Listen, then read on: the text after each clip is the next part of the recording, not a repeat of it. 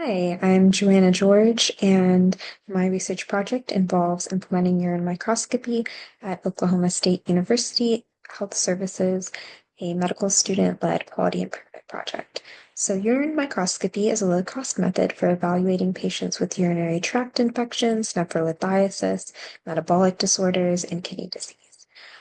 This process involves preparing a urine sample through centrifuging, which spins the urine really fast so that the sediment can be concentrated, decanting, or removing the excess liquid, resuspension, or putting that sediment at the bottom back into solution.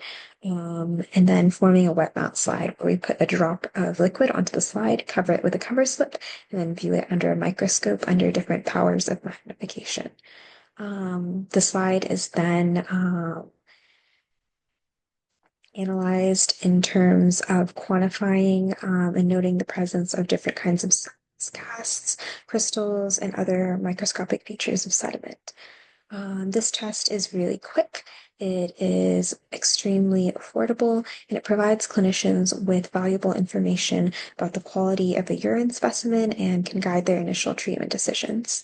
However, despite clinician request, OSU's University Health Services, which serves about 25,000 patients or more in Stillwater, has not offered urine microscopy for over 2 years due to a lack of trained lab technicians.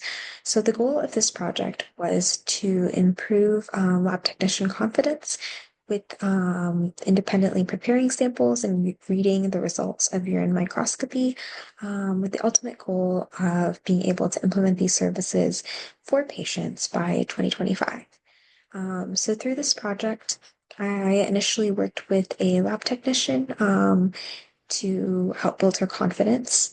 Our qualitative measure for success was just her confidence level through a self-reported Likert scale of 0 to 10, with 0 being not confident at all, and 10 being that she felt she could accurately perform the service and go live and implementing it with patients per her current level of confidence with the process. So, initially, at the start of the project, she reported that her confidence in sample preparation was a 5, and her confidence in microscopy and recognition of urine microscopy features was a 0.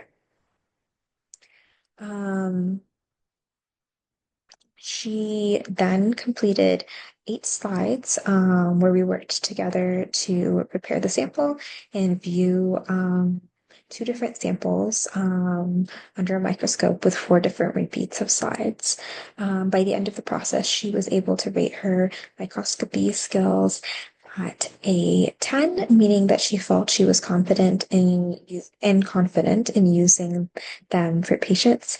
And she was also able to rate her microscopy and her skills with interpreting the results for patient at over 5.5.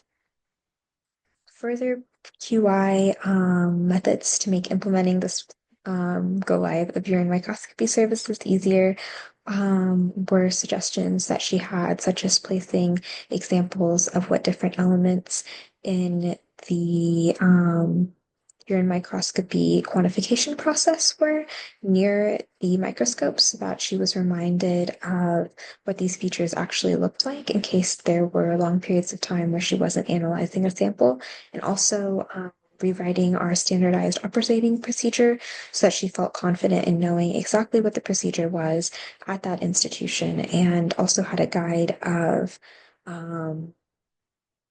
what different features are in urine microscopy that was broken down according to the results entry process that she would use in the lab to result patient urine samples.